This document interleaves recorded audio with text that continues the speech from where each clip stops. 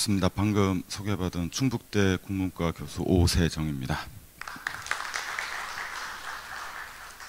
네, 귀한 자리 초대해 주셔서 감사드리고, 이렇게 많은 분들이 이렇게 성대한 자리라고 생각은 했지만 예상보다 더 그래서 제가 떨리는 마음 떨리는데, 준비한 거 여러분들과 함께 같이 고민해 보는 시간을 갖도록 하겠습니다.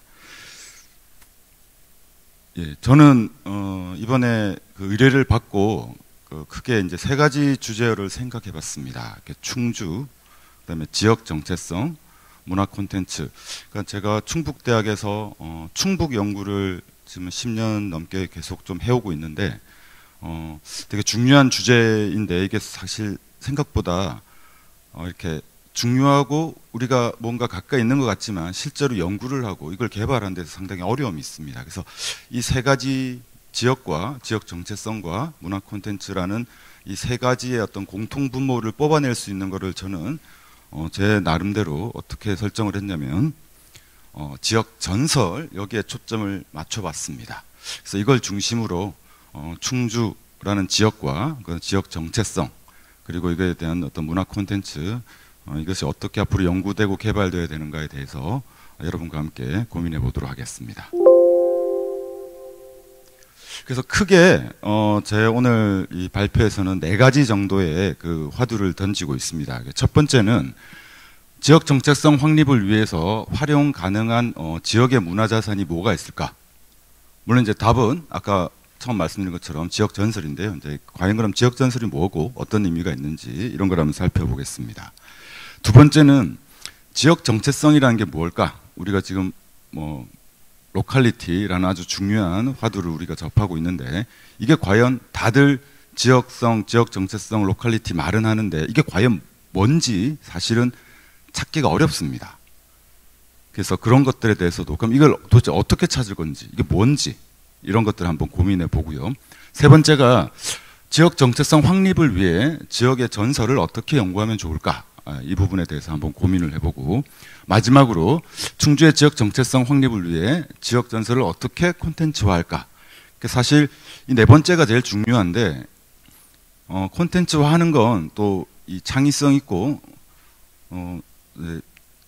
저보다는 훨씬 더 젊은, 오늘 발표하시는 여러 발표자 선생님들이 훨씬 젊고 또 뛰어난 실적을 보여주고 계십니다. 요 역할은 제 이후에 이제 또 발표하시는 분들께 좀 넘기기로 하고, 어쨌든 제가 생각하는 어떤 방향성 이런 것들을 한번 고민해 보겠습니다. 오늘날 그 지역 정체성 확립, 지역 문화 이런 것들이 중요하다는 건 너무나 익히 알려져 있습니다. 특히 최근에 그 K컬처라는 용어가 사실 나온 지가 얼마 안 됐는데요. K는 당연히 코리아를 뜻하는데, K컬처라는 말이 그냥 외국에서 유행하는 한국 문화 이 정도였는데, 이게 어느 정도인지 여러분들도 이제 많이 뉴스나 유튜브나 이런 이렇게 매체를 통해서 많이 접하셨을 겁니다. 제 누나는 그 미국에 가서 공부를 하다가 미국 대학에 있고 지금 이제 미국 시민권을 땄습니다. 그러니까 미국 남자 이제 결혼을 하고, 그래서 실제 이제 미국의 사례 같은 경우 저는 많이 들을 수도 있고요. 주변에서도 이제 많이 이런 것들 접하게 되는데 상상을 초월합니다. 코로나 때 K 방역, K 마스크뿐만이 아니라 지금 여러분들 드라마나 가요나 BTS나 할 것 없이 전 세계적으로 열풍인데, 이게 생각보다 훨씬 더 강렬합니다. 우리는 잘 못 느끼죠. 우리 밖에서 벌어지는 일인데. 그래서 미국에 있는 대학 교수님들 중에서도 유명한 분들은 한국학을 연구하시는 분들이나 아니면 사회학을 하시는 분들, 이런 분들이 한국 문화가 얼마나 뛰어난가, 너네들 잘 몰랐지 하면서 자기 나라 학생들에게 가르치기도 합니다. 이런 것들이 이제 좀 많이 퍼졌는데요.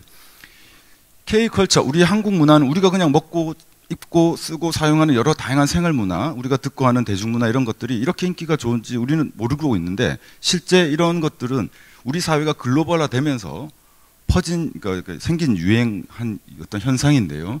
이건 어떻게 보면 우리는 잘 몰랐지만 우리의 한국성, 한국 문화, 한국이 전체 지구에서 또 가지는 어떤 지역성, 이런 것들에 대해서 다시 한번 고민해보고 평가를 해봐야 될 시기가 된 것 같습니다. 당연히 한국이 발전하고 한국 문화가 발전하려면 그 한국을 이루고 있는 각 지역들, 그 지역의 고유성 그런 문화들이 당연히 이제 개발 발전해야지 당연히 한국의 문화, K컬처도 발전할 거라고 생각을 합니다. 이런 어떤 우리 주어진 상황. 그래서 제가 그러면 뭐 이런 말은 당연한 건데 뭐 우리 지역 문화 발전시키면 좋은데 어떻게 할까? 한 힌트를 어디서 얻었냐면 이분이 그 여기 마크 피터슨이라고 미국 대학 교수인데 한국학과 교수입니다. 이분이 이제 얼마 전에 은퇴를 하셨는데 우리 뭐 이렇게 이제 인터뷰한 걸 통해서 한국 문화 발전을 위해서 이분이 중요시 여긴 건 어떤 과거, 전통 이런 것들을 되게 강조를 하셨습니다. 그러니까 실제 우리가 가진 문화라는 게 갑자기 생겨난 게 아니죠. 그래서 어떤 우리의 고유성 이런 것들도 하루아침에 만들어진 것들이 아니기 때문에 저는 또 21세기 지금 아주 미디어가 발달하지만 오히려 우리의 전통, 과거 이런 것들도 한번 들여다볼 필요가 있다 이런 생각을 또 해봤습니다. 그래서 저는 지역 정체성 확립을 위해서 활용 가능한 우리 지역의 문화 자산이 뭐가 있을까? 그래서 저는 이제 답을 지역의 설화, 그러니까 전설이라고 이제 결론을 내렸습니다. 그러니까 전설이 지역 문화로서 어떤 위상을 가지고 있냐면 아직 그렇게 인정을 받고 있지 못한데요. 그게 제 주장입니다. 여러분들 왜 지역 이러면 제일 먼저 떠오르는 지역 정체성을 잘 보여주는 문화가 뭐냐면 방언입니다. 그러니까 충청도에 오면은 충청도 사투리가 있고, 그러니까 저는 경상도 부모 밑에서 태어났고 경상도에서 자라다가 서울로 공부를 하러 가서 이제 다시 충청도에 이렇게 이제 직장을 구해서 이렇게 이제 살고 있는데, 그러다 보면 왜 여러 지역민들을 만나죠. 만날 때 여러분들 자기 뭐 이 고장에서 모르겠지만 다른 지역에 갔을 때 다른 지역에서 내가 쓰던 사투리 방언을 듣게 되면 되게 반갑죠. 그리고 우리는 거기서 이미 그리고 그 사투리의 특색들이 이미 그 지역의 어떤 성격들을 나타낸다 그러죠. 뭐 여러 가지 뭐 사투리들인데, 그러니까 방언은 실제 지역민에 의해서 생선 소통 전승되어 온 말인데, 그럼 이거와 대응시켜서 지역민의 어떤 삶을 담아낸 이야기, 문학, 그게 바로 전설입니다. 근데 사실 방언의 중요성만큼 방언의 연구도 많이 되고 있고 이걸 뭐 잘 정착을 했다면 전설은 그렇지는 않은데요. 근데 오히려 이 지역과 강하게 밀착되어 있는 이런 정체성을 잘 보여주는 이 전설을 우리가 좀, 이게 또 아까 말씀드린 것처럼 전통 콘텐츠죠. 그러니까 내가 만든 이야기, 어떤 뛰어난 작가가 쓴 게 아니고 대대로 내려오는 겁니다.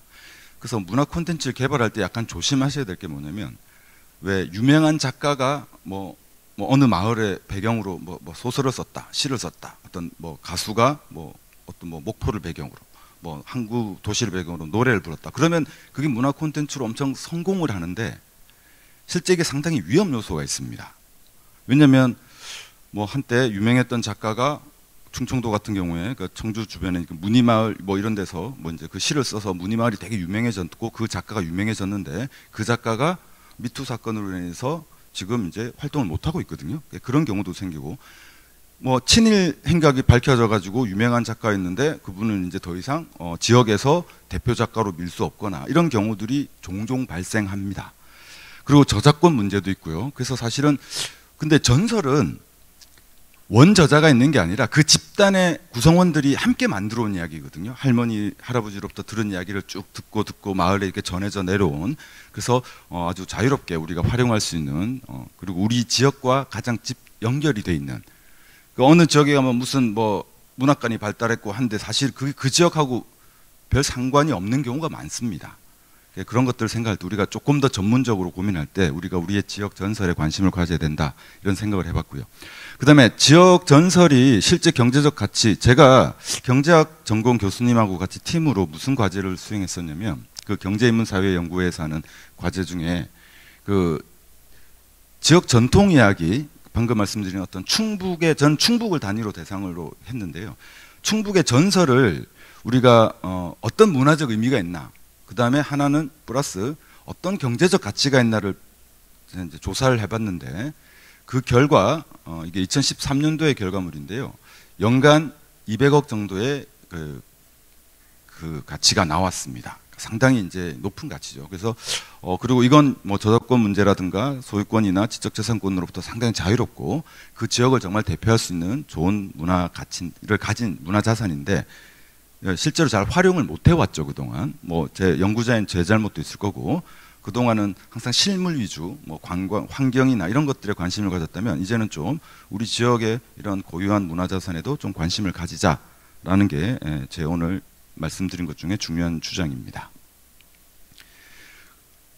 자, 그런데 이런 그 지역 문학, 전설 이런 것들이 이제 중요해져 가지고, 그러니까 이제 수요도 증가하고 많이 연구 사례들이 지금 나오고 있습니다.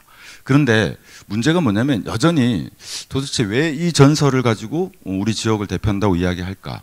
그다음에 이걸 개발한다고 뭐 테마파크도 만들고 뭐도 만들고 하는데 그게 그 한 사례로 그쳐버리고 그게 또 시간이 지나면 또 묻혀버리고 이런 경우가 많이 있습니다. 그러니까 지속적이고 확산적인 연구와 개발로 이루어지고 있지 않는 이런 또 단점이 있고요. 그래서 이런 것들을 좀 극복하기 위해서 지역 전설 조사와 분석 이런 것들 1차적으로 이제 과거에는 오히려 이런 것들을 잘 했었는데 최근에는 약간 이제 여기서 멈춰 있습니다. 그래서 조금 더 이제 개발과 연구가 좀 진행이 돼야 될 것 같고요. 지역 정체성을 잘 응축하고 있는 전설 이런 것들을 찾고, 그러니까 찾으려면 기준이 있어야 되고 전문가들이 이제 그 판단을 또 해야 되겠죠. 그 다음에 이제 그 개발의 관점이나 방법론을 또 체계화해야 되고 이런 걸 위해서 저는 저 같은 연구자들은 이런 것들을 잘 진행하기 위한 기초 작업으로서 어떤 학술적 근거를 마련해야 되는 게 제 소임이 아닐까. 저는 그렇게 생각을 해봤습니다. 그래서 오늘 말씀드린 내용들이 조금 학술적인 내용들이 있는데 가급적 제가 쉽게 풀어서 핵심들을 좀 정리를 해보겠습니다. 일단 전설에 대해서 알아야 되는데 생각보다 전설이 뭐냐라고 하면 국문학 교수님들도 이 전공 아닌 분들은 잘 모르십니다. 우리가 전설의 고향 때문에 전설에 대해서 워낙 익숙하게 알고 있는데 구미호 같은 거 나오고 여름 되면 뭐 이런 게 전설이다 맞는데요. 이제 그 실제 전설은 우리 그 한국 민속문학 사전 여기에 보면은 그 신화 전설 민담이라는 이 새 하위 서사 갈래랑 같이 공존하는 기록돼서 전해지는 게 아니라 입에서 입으로 전해지는 이야기입니다. 이야기가 이제 그 중에 하나가 전설인데, 신화는 여러분 우리가 잘 아는 어떤 단군 신화 같이 어떤 집단에서 신성시하는 어떤 신, 뭐 건국시조 뭐 이런 거에 대한 이야기고, 민담 같은 경우에는 특정한 시공간과 얽매이지 않고 그러니까 비사실적인, 그러니까 허구적인 재밌는 이야기 이런 게 민담입니다. 그럼 전설은 특징이 뭐냐면 여기 제가 표시를 해두는데 특정 시공간 실제로 있었던 일이 일어났는지 안 일어났는지 모르는데 그걸 믿습니다. 일어났다고 그 지역 사람들이. 그리고 반드시 증거물이 있습니다. 요 세 가지가 전설을 이루는 요소입니다. 그래서 전설이 뭐냐 이러면 어떤 지역에서 증거물을 가지고 전해지는 이야기, 그리고 실제 있었던 걸로 그 사람들은 믿습니다. 이런 것들을 전설이라고 할 수 있는데요. 그러다 딱 이것만 봐도 이미 특정한, 사실 시간이 안 나타나는 경우들도 있는데 특정한 공간에서 증거물이 있거든요. 그러니까 우리가 우리 지역에 어디 가면은 바위가 있고 산이 있고 하천이 있고 탑도 있고 뭐 있죠. 그럼 그 증거물이 있고 거기에서 그것과 관련된 거기에 얽혀진 이야기고 그런 거기 때문에 당연히 우리 지역의 어떤 문화적 정체성이나 어떤 지역적 정체성을 잘 보여준다고 할 수 있습니다. 그래서 역사와 문화를 공유하고 살아온 구체적인 공간을 점유한 사람들의 이야기, 이게 전설. 특정 공간 속에 존재하는 증거물을 중심으로 형성된 지역성을 가진 이야기, 이게 전설이다. 그러니까 전설만큼 사실 지역의 어떤 문화적 정체성을 잘 가지고 있는 게 없다라고 감히 말씀드릴 수가 있습니다. 근데 여기서 제기되는 문제가 뭐냐면 어떤 우리 충주 지역에서 나오는 전설을 읽어보면 이게 다 우리 지역적 정체성이 들어있나? 있을 수도 있고 아닐 수도 있거든요. 그러면 왜냐면 지역 정체성이 뭔데? 이렇게 질문했을 때 우리가 다시 이제 또 다시 여기서 지역 정체성이 뭔가? 이건 실제 하는 것으로 보이는데 분명히 우리 지역이 다른 지역과 뭔가 다른 어떤 그런 정체성 같은 게 있는데 분명히 그렇지만 이게 실제로 그게 뭔지는 파악하기 어려운 게 지역 정체성입니다. 그래서 사실 지역 정체성, 지역성 연구하는 게 사실은 원천적으로 이 부분이 해결이 안 되기 때문에 여전히 좀 어렵습니다. 이 부분이. 그러면 이걸 지역 정체성을 실체화할 때 어떻게 해야 될까 했을 때 저는 일단 공간에 주목해야 될 필요가 있다고 이제 이야기를 하고 싶습니다. 그러니까 어차피 충주라는 공간성을 가진 어떤 지역, 이게 중요하기 때문에 그래서 지역이라는 공간이 근데 단순히 어떤 공간을 의미하는 게 아니라 사회 문화적 의미를 가진 공간이고 그 이 공간들에 대해서 기존에 이제 지리학이나 지리사회학, 뭐 경제지리학 이렇게 연구하시는 분들이 공간에 대해서 나름 규정을 하셨습니다. 그래서 공간을 크게 세 가지로 나누는데요. 절대 공간, 상대 공간, 관계 공간 이렇게 나눕니다. 자, 이건 말 그대로 인간과 상관이 없는 실제 있는 것. 그러니까 충주 이러면 충주의 어떤 산이 어떻게 있고 어떤 이제 강이 있고 뭐 이런 것들은 우리와는 상관이 없이 우리보다 먼저 주어져 있는 조건들이죠. 상대 공간은 이러한 것들이 어떻게 배열되어 있는가. 관계 공간은 이것들을 구성하는 것들끼리 서로 이제 얽혀가지고 어떤 관계를 맺는 거죠. 이렇게 형성된 공간이 있다라고 이야기를 하는데 이 공간을 활용을 해서 조금 더 나아가서 그런데 이 공간은 단순한 공간이 아니라 사람들이 살죠. 거기서 뭔가 배우고 그래서 인간들이 사는 공간은 단순한 어떤 공간이 아니라 사회가 됩니다. 사회, 조직적인 사회. 그래서 어떤 구조적인 조직체인 사회를 좀 공간적인 개념으로 접근을 했을 때 다시 요 공간 개념에서 이런 사회 구조 개념으로 좀 변형할 수 있습니다.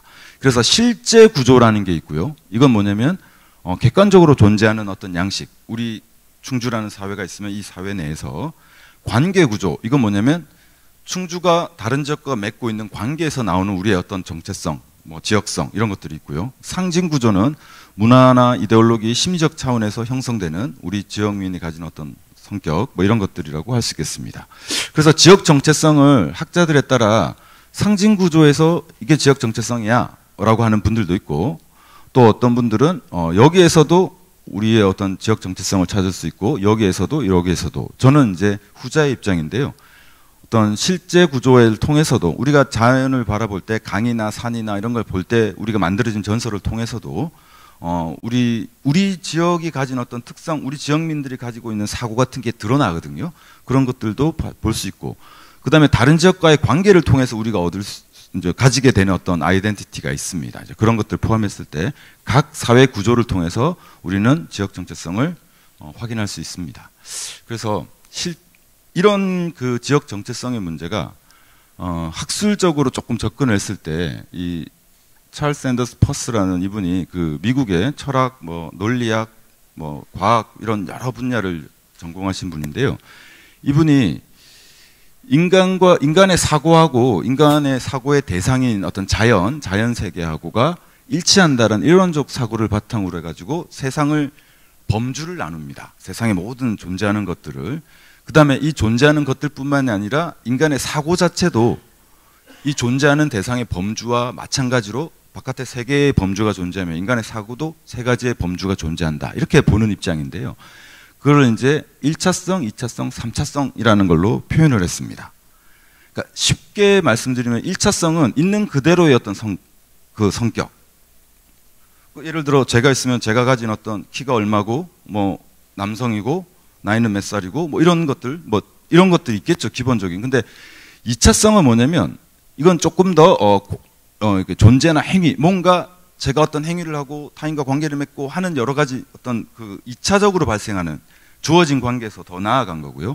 3차성은 이 단계에서 더 나아가서 뭔가를 종합하고 뭐 이렇게 개념화하는 것들. 그래서 쉽게 말하면 1차성은 뭐 다른 것과 상관없이 2차성은 이거와 관계, 3차성은 1, 2와 관계. 이게 즉자적이라면 이건 대자적이고 양자적이고 이건 통합적이고. 그러니까 과학적으로 설명할 때는 보통 뭘 많이 말하냐면 이제 1차성은 위치, 2차성은 속도, 속도는 여기서부터 이동이 되죠. 3차성은 가속. 그러니까 이런 식으로 또 과학적으로도 설명을 합니다. 뭐 가능성, 실제, 법칙 이렇게도 표현을 할 수 있고요. 이걸 제가 왜 설명을 드리냐면 이러한 그 세상을 바라보는 어떤 관점을 통해서 세상이 어떻게 존재하는가를 언어적으로 표현을 하는 겁니다. 기호적으로 표현을 하고 그게 결국에 전설이라는 전설도 결국 언어로 구성된 어떤 우리에게 주어진 어떤 자료이기 때문에 그걸 분석하는 데 있어서 이 퍼스의 이런 범주론을 활용하면 상당히 이제 조금 더 논리적으로 체계적으로 접근을 할 수 있습니다. 실제 우리가 전설을 어떻게 분석해 볼까? 방금 우리가 살펴본 그 법칙을 가지고 한번 말씀을 드려보면요. 제가 충주에 있는 전설들만 몇 가지 이제 골라봤습니다. 달래강 전설인데요. 이거 달래강 관련된 전설이 꽤 많은데 그 중에서 이제 그 어떤 사람이 이제 일찍 죽을 것 같다. 그러니까 이제 생기도 없고 그래서 좀 그래서 이 죽음의 기운을 누가 이제 있어서 이걸 피하려면 어떻게 해야 되냐 이랬더니 덕을 쌓아라. 네가 살기 위해선 덕을 쌓아라. 이랬더니 뭘 할까 고민하다가 이제 그 강이 예전에 이제 지금처럼 이제 발달하지 않았던 예전에는 이제 강이 있으면 그 건너기가 이제 물이 오고 물이 불고 이러면 힘들잖아요. 그래서 다리를 쌓겠다 해가지고 통행이 많은 곳에 징검다리를 쌓기 마지막 돌을 딱 놓는 순간에 저쪽에서 환자를 업고 오던 어떤 사람이 있었는데 이 사람이 다리를 놔주는 덕분에 잘 건너서 이 사람을 살린 거죠. 그러니까 자기가 살라고 열심히 좋은 일을 했는데 알고 보니까 그게 남을 살리는 일이다. 덕을 입은 강이다. 이래서 덕천이라고 불렀다. 그래서 달래강에 대한 이제 여러 가지 그 달천도 있고 덕천도 있고 여러 설들이 있는데 그 중에 하나가 요 덕천 덕을 입은 강이다라는 의미의 전설이 이제 1982년에 나온 이제 그 자료집에 나온 전설이고요. 그다음에 이제 중앙탑 전설이 제가 알기로는 3가지 정도가 전해지는데 그 중에 하나입니다. 그래서 이제 그 통일신라 이후에 남북 양극단에서 똑같은 속도로 이제 걸어오게 해서 딱 만난 자리가 지금 중앙탑이 있는 그곳이다. 그래서 여기가 우리 당시 통일신라 우리 그 나라의 정중앙이다. 그래서 왜 충주 이러면 여러 가지 정체성 중에 국토의 중앙성 그래서 제가 얼핏 예전에 보니까 국토 정중앙 중앙배 무슨 당구대회 같은 거 이런 것들도 있더라고요. 그러니까 타이틀을 걸 때. 그리고 오늘 제가 이제 어제 와서 실제 중앙탑도 한번 가보고 예전에 보고 오랜만에 가봤더니 여전히 경치도 좋고 식당에 가봐도 탑 모양도 많고 꽤 많더라고요. 그래서 이런 것들이 또 이제 우리 지역을 대표하는 어떤 탑인데 이 전설 이 탑의 의미는 여기서는 이제 중앙성을 강조를 한 거고요. 그래서 탑 이름도 원래 이제 탑 이름은 이게 아닌데 이제 다들 이걸로 부르죠. 우리 지역에서는 충주 탑평리 7층 석탑 이게 아마 공식 국보고 우리 명칭인데. 그다음에 3번째 제가 좀 찾아보니까 충주에 재밌는 게 이 조륵 한도척이라는 이분들 관련 전설이 꽤 많은데 이분들의 공통점이 엄청난 자린고비, 그러니까 이제 그 구두쇠의 대명사. 그래서 이런 특징들인데 근데 잘 읽어보면 실제 이분들이야 그 역사적인 그 기록을 남기는 실존 인물들인데 이분들의 이야기는 우리 충주에만 있는 건 아니거든요. 그러니까 뭔가 다른 지역에도 어떤 근검절약하는 좋게 말하면 근검절약이고 나쁘게 말하면 정말 짠내 나는 사람인데 근데 이분들이 사실은 절약만 한 게 아니고 안 좋은 일 있을 때 마을에 사람들이 도움을 베풀죠. 그래서 왜 경주에 가면 경주 최 씨가 부자였는데 가뭄이 들 때는 구휼도 하고 했던 그 노블리스 오블리지의 대명사처럼 쓰이는데 우리 충주도 좀 이런 걸 좀 더 좀 강하게 되게 좋은 사례인 것 같거든요. 제가 볼 때. 자, 그러면 이런 전설들을 아까 말씀드린 그 공간 이야기도 하고 사회 구조 이야기도 하고 1차성, 2차성, 3차성 이야기도 했는데 그걸 보면 뭐냐면 결국 이 전설 1 그 달래강 같은 경우는 실제 존재하는 우리 지역 내, 우리 공간 구조 내에 존재하는 어떤 1차적인 것에 대한 우리의 의미를 담고 있는 겁니다. 반면에 중앙탑은 왜 중앙탑이겠습니까? 이게 다른 지역과의 관계 속에서의 중앙탑이거든요. 그러니까 결국에는 2차성의 문제, 관계성의 문제. 그리고 또 재밌는 게 이 중앙탑이 충주에서는 되게 대표적인 어떤 명물인데 충주의 지역 정체성이 사실 중앙탑이 대표적이다라고 한다면 이 말은 또 무슨 말이 되냐면 충주의 지역 정체성은 역사적으로 볼 때 최소한 삼국시대 때부터 이미 어느 정도 중앙성에 대해서 형성돼 있다고 볼 수 있는 거죠. 근데 다른 지역에 비해서 상당히 역사적으로 충북 지역이 특히 그렇습니다. 충북의 어떤 지역적 아이덴티티는 어느 지역에 가도 맨날 고조선 시대 어땠고 하지만 사실은 알 수 없는데 최소한 충북은 이 삼국시대 때부터 어떤 우리의 역사적인 어떤 지역적 아이덴티티를 좀 확보한다라고 볼 수 있겠고요. 아까 말씀드린 대로 이제 이런 그 자린고비 이야기를 통해서 이 사람의 실존 인물의 실제 행위라기보다 이 사람의 어떤 그 근본 절약하는 그리고 이웃을 위해 베푸는 이러한 것들이 가치나 이념이 전형화되어서 관습화됐다라고 하는 측면에서 이게 3차성 내지는 어떤 상징적인 걸로 우리가 이해를 할 수 있겠습니다. 자, 그래서 요걸 조금 정리를 하면, 1차성은 실제 있는 걸 대상으로, 아까 말한 강은 실제 존재하죠. 우리가 그 강을 사실은 어떻게 한 건 아니지만, 그 강에 대해서 지역민들이 그 강을 이런 식으로 인식하고 의미 부여를 한다. 성격은 자의적이고 주관적이고 좀 자족적인 그런 성격을 띈다면. 자, 두 번째, 전설 같은 경우에는 다른 지역과의 관계에서 규정된 의미, 관계적이고 상대적이고 지시적이고, 3차성은 어떤 관습적이고 신앙적이고 지배적인 그런 내용들을 가진 전설. 그러니까 전설을 통해서 우리 지역이 약간 이런 걸, 왜냐하면 조륵이나 그 한도척 같이 자린고비가 있는데 그걸 만약 우리가 싫어했으면 우리 지역 사람들이 그런 이야기들이 전해지지 않습니다. 사라집니다. 근데 그분들이 그래서 아끼다가 결국 망했다더라 이렇게 전해지면 어리석음을 욕하는 거고, 그게 아니라 아끼다가 위험한 일이 생기거나 나쁜 일이 생겼을 때는 이웃을 위해 베풀었다더라. 그건 우리 지역민들이 거기에 대한 좋은 가치 의미 부여를 하는 거거든요.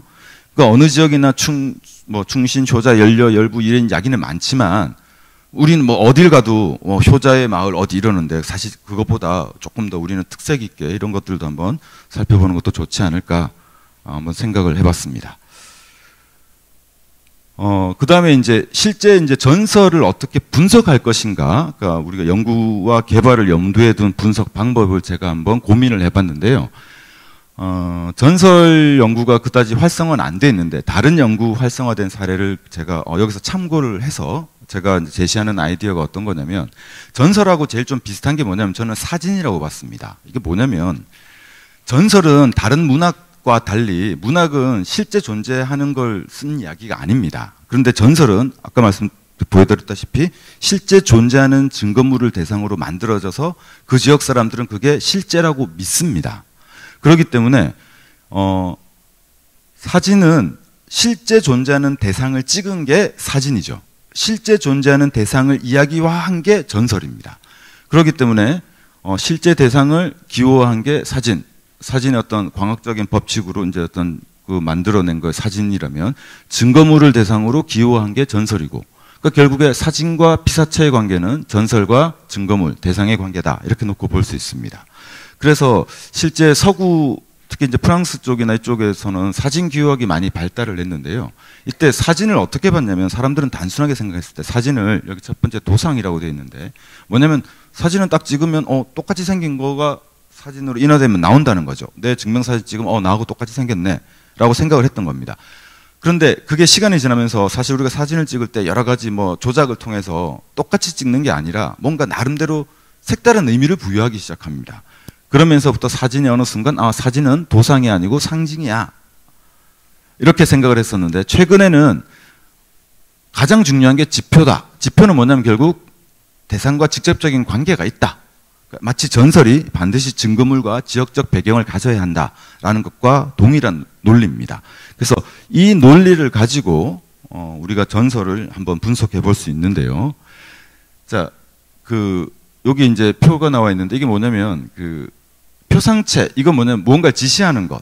그러니까 우리가 어떤 이름을 썼을 때 그 이름은 그냥 문자들이죠. 이름을 소리내서 부르면 이게 음성입니다. 이건 하나의 표상체에 불과한데, 그게 제 이름을 부를 경우에는 실제 살아있는 제가 대상이 될 거고요. 그래서 제가 오세정이라고 만약에 우리 아내한테 들려주면, 우리 아내가 그 말을 들었을 때 짜증이 나거나 불행하거나 아니면 그 반대이거나 하겠죠. 그때 받아들인 그게 해석체가 됩니다. 그러니까 요 관계를 통해서 우리가 기호라는 것을 이제 풀어서 해독을 할 수가 있는데, 아까 말씀드린 그 사진에서 닮은 것이냐, 관계를 맺고 있는 것이냐, 아니면 어떤 법칙에 의한 거냐, 이게 도상, 지표, 상징, 요렇게 퍼스의 기호학적인 분류에서 이게 이야기가 됩니다. 이게 뭐랑 아까 거랑 계속 연결이 되냐면, 아까 말씀드린 사회 구조에서 실제 구조나 관계 구조나 상징 구조, 아니면 1차성, 2차성, 3차성이 다 사실 이렇게 연결이 됩니다. 이건 뭐냐면 결국 사람들이 생각할 때 단순한 생각, 즉자적인 생각이 있고, 뭔가 관계를 통해서 이게 어떤 의미야 라고 파악하고, 그 다음에 그걸 넘어서면 종합적이 되고 법칙이 되죠. 그러니까 인간의 사고도 그렇고 세상에 존재하는 자연물, 세계도 다 그런 식으로 존재한다라고 아까 본 겁니다. 그러니까 우리가 이게 조금 이제 외국 이론이고 어렵긴 한데, 이걸 제가 왜 강조를 하냐면, 그 사진 이론가들이 사진을 찍었을 때 그 사진이 가지는 의미가 크라우스 같은 경우에는 흔적, 각인, 전사, 단서, 듀바 같은 경우는 유일성, 증명성, 이런 여러 가지 사진과 대상과의 관계를 유형화하는데요. 저는 이걸 전설로 적용을 해보면 어떨까 생각을 해봤습니다. 그래서 전설을 적용해보면 전설의 여러 가지 특징들이 이제 나오는데, 그 지표성, 그 대상. 전설은 중요한 게 증거물이라고 그랬잖아요. 중앙탑이 있으면 그 탑에 어떤 의미가 드러나느냐, 이게 중요하기 때문에 그게 이제 증명하기 위해서냐, 어떤 인과성을 설명하는 거냐, 이게 유일성을 설명하는 거냐, 아니면 강조하는 거냐, 아니면 뭔가를 끊임없이 환기시키는 거냐, 지금까지 뭔가 계속해서 이게 이어지고 있다는 지속성을 보여주냐. 제가 전설을 놓고 쭉 조사해 보니까 한 이 정도 6가지 정도의 의미로 이게 분석이 되었습니다. 그래서 실제 전설을 가지고 한번 제가 분석을 해 보니까 이 중앙탑 전설 중에 재밌는 전설 중에 하나가 이제 3가지가 전해진다 그랬잖아요. 김생이 절에서 절을 짓고 탑을 만들었는데 그 탑이 위치가 안 좋다 그래서 더 좋은 곳으로 옮겼다라는 설이 있고, 아까 말씀드린 남북 끝에서 동시에 출발시켜서 중앙에서 만났다라는 설이 있고, 이 3번째 설이 뭐냐면 이제 통일신라 때 그 주지가 지나가다가 중앙탑 근처, 그땐 탑이 없었고요. 그 지역에서 딱 하룻밤 자는데 너무 기운이 좋아서 나와 보니까 너무나 상서로운 기운이 그 지역을 이제 둘러싸고 있는 거죠. 그래서 깜짝 놀래가지고 열심히 다음날 신라로 경주로 돌아가서 임금한테 고하죠. 야, 저기 너무 좋은 땅이 있는데 저대로 놔두면 큰일 난다. 눌러라. 왜냐하면 새로운 왕국이나 왕이 탄생할 징조거든요. 근데 기존 왕국이나 왕의 입장에서는 반역이죠. 그래서 이 왕의 기운을 제압하기 위해서 그 자리에 탑을 세웠다라는 설이 또 이 중앙탑이 가지는 속성입니다. 그러니까 이제 그 전설 중에 하나가 이 왕기 제압이라는 이런 이야기가 전해집니다. 이 이야기를 보면 결국에 실제 탑이 존재한다는 걸 보여주고, 탑이 가지는 어떤 성격을, 사실은 이 탑을 세워서 그래서 충주에서 신라를 물리친 새로운 왕조가 등장하지 못한 거죠. 이 탑 때문에. 그러니까 이런 기능보다 사실은 우리 지역에서는 뭐예요? 아쉽다죠. 이 좋은 땅인데. 그래서 뭐 어쨌든 대신에 이건 동시에 또 뭘 의미합니까? 이 땅이 이 정도로 좋은 땅이야. 이런 의미도 또 동시에 있고, 또 동시에 또 어떤 것도 있습니까? 성공하지 못한 어떤 약간 패배감도 있을 수 있고, 동일한 대상에 대해서 여러 가지 의미가 부여될 수 있는데, 자, 어쨌든 이 전설 텍스트를 분석했을 때 이러한 것들을 살펴볼 수 있습니다. 그리고 여전히 이런 것들은 오늘날까지 전해져서 이제 충주에 대한 어떤 정체성, 뭐 중앙성뿐만이 아니라 중앙성이기 때문에 여기에서 새로운 왕기가 출현한 건지도 모르죠. 근데 이 전설에서는 중앙성이기 때문에라고는 아니고, 이게 여기가 좋은 땅이기 때문에, 우리가 볼 때 좋은데 지배자들 입장에 볼 때는 위험한 땅이 되는 거죠. 자, 이게 실제 그랬는지 모르겠으나 최소한 이 전설을 만들고 유포했던 그 당시 충주 지역 사람들은 이건 실제로 믿었던 겁니다. 그래서 둘 중에 하나죠. 자부심, 아니면 뭐예요? 피해의식. 이게 공존할 수도 있고, 어떤 걸 드러내느냐가 사실 오늘날 우리의 과제가 될 겁니다. 자, 그래서 이제 마지막으로 이제 전설을 우리가 어떻게 살펴보고 지역 정체성을 어떻게 살펴볼 것인가를 조금 제가 이론적인 배경, 다른 학술적인 이론을 가지고 좀 설명을 드렸다면, 이제 이런 것들을 통해서 지역 정체성을 확립하기 위해서 그 콘텐츠를 그냥 만드는 게 아니라 이게 지역과 관계가 있어야 되겠죠. 우리 지역 정체성과 계속 연결이 돼야 될 거고, 이제 그거를 어떻게 할 건지 한번 고민을 해봤습니다. 그래서 일단 그 지역 정체성이라는 건 사실은 찾아야 할 대상, 찾아야 한다는 건 이미 있는 거죠. 그러니까 전통적인 거고 과거에 만들어져야 됩니다. 그러니까 제가 지역 연구를 하다 보니까 물어보니까 이런 질문들이 있습니다. 이웃에 사람이 새로 이사를 왔습니다. 이 사람이 어느 정도 살면은 우리 지역민으로 받아줄래요? 여러분들은 어떻습니까? 그러니까 저같이 경상도 사람이 청주에 직장을 잡고 여기 이제 처자식 데리고 왔습니다. 한 30년 살았습니다. 그럼 청주 사람으로 주민등록 주소지는 바꿨어요. 고향은 아니지만. 그러면 여러분들은 저를 충청도 사람으로 받아들이시겠습니까? 그걸 조사를 해봤거든요. 그러니까 제일 보수적인 동네가 우리 지역이 또 충청도도 해당되는데 3대는 살아야지 인정해 줍니다. 너무 세죠? 3대는 너무했고 한 2대 정도면 인정해 주십시다. 예. 그리고 그 자리에서 열심히 살고 돈 벌어서 우리 지역한테 세금 내면 저는 당연히 지금은 이런 거 따질 때가 아니고 많이 유입시키는 게 중요합니다. 우리 중앙으로 유입을 하도록. 자, 어쨌든 뭔가 전통적인 것이지만 동시에 뭐냐면 지금 현재 우리가 또 만들어가야 되는 것이기도 합니다. 그러니까 이게 좀 어렵죠. 그러니까 그냥 과거의 것만 찾는 게 아니고 역사적인 관점으로만 접근해서 되는 게 아니고 여러 가지 정책적인 거, 문화적인 거 이런 것들도 우리가 고민을 해야 되는 거죠. 오늘 발표하시는 분들도 먼저 그런 것들을 또 고민을 하고 계신 것 같습니다.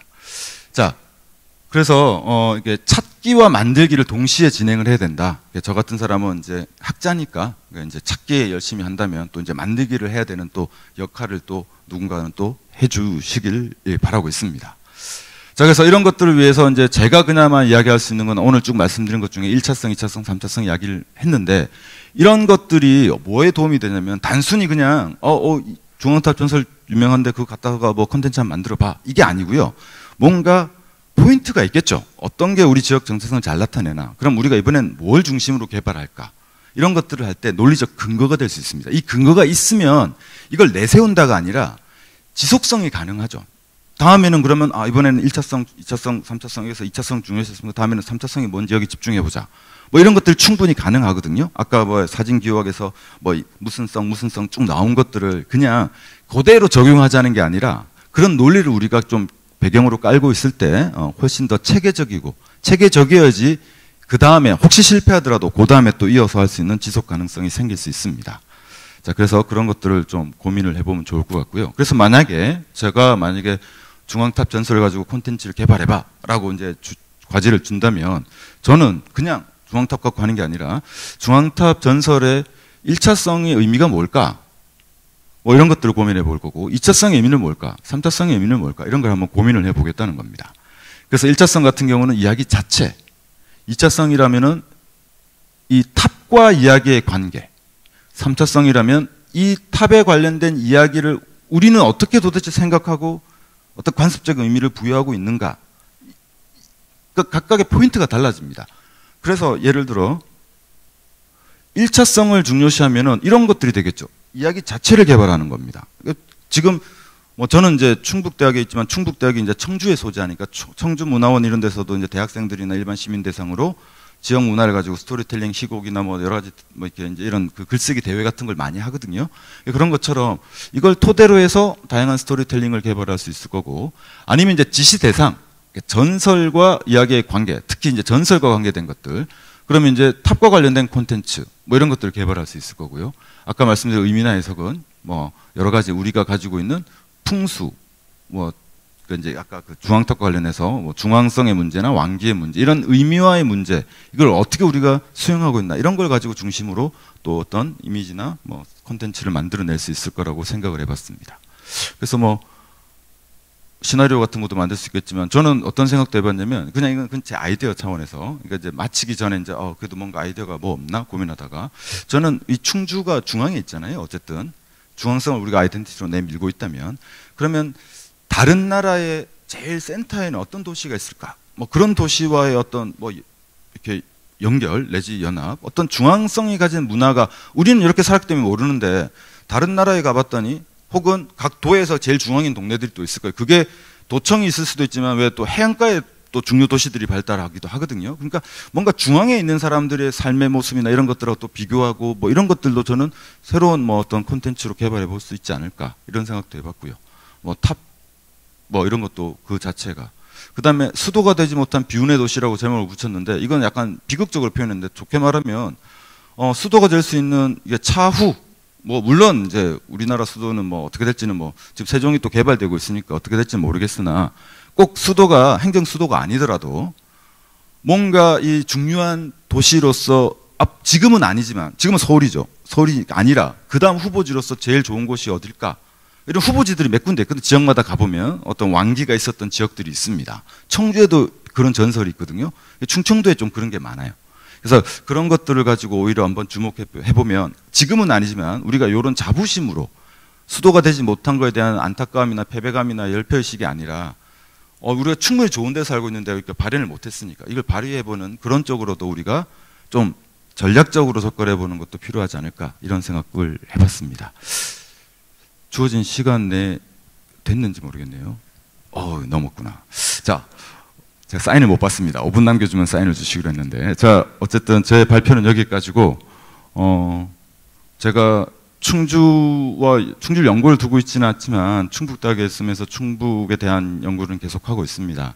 그리고 저 아주 그 존경하는 교수님이 충주 교통대학 교수님으로 계셔가지고 인연이 많은 동네고, 예, 그래서 어제 투어도 하고 제가 열심히 또 이제 돌아다니기도 했습니다. 이게, 충주가 우리 지역 내에서 뿐만이 아니라 우리나라에서 더 나가서 좀 세계적으로 지역 정체성을 잘 가지고 있으면서 문화 콘텐츠를 개발해서 산업적으로나 문화적으로나 성공하기를, 예, 기대하겠습니다. 고맙습니다.